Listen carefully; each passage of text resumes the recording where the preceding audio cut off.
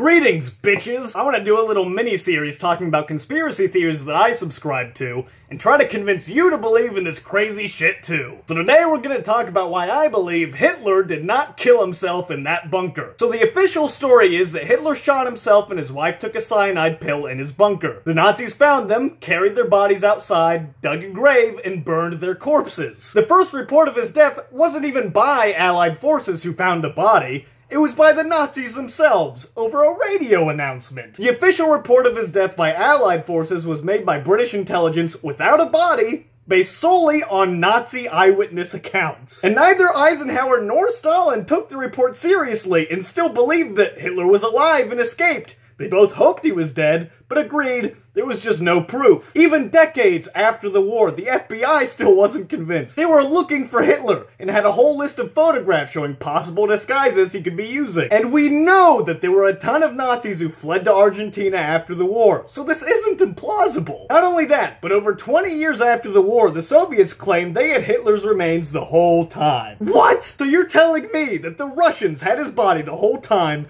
but just didn't tell Stalin? And didn't tell US intelligence? The most significant death in history, and they conveniently show no one. But then, in 2009, an American pathologist tested the DNA of some of the supposed remains. And guess what?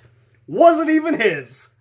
And the JFK files that were recently released showed an alleged photograph of Adolf Hitler from the 1950s in Argentina, given to an informant by a man who claimed to be meeting him once a month in South America. But you might be wondering, what incentive would our government have to keep information like that under wraps? Well, who were the Nazis' biggest enemies in World War II?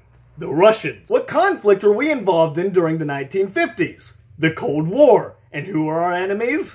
The Russians. Why? Because of the Red Scare. We were terrified of communism. And what was going on in South America in the 1950s? The Cuban Revolution, which was, you guessed it, a communist revolution assisted by the Russians. As they say, the enemy of my enemy is my friend, right? So we have no body. Neither the Americans nor the Russians believed that Hitler was dead. We have possible evidence that he was alive in Argentina and had escaped with other Nazis. And the only evidence we have for the official report was by eyewitness accounts from Nazis, based on a radio announcement made by one of the biggest propaganda states the world has ever seen. So you tell me, any of this sound fucking fishy?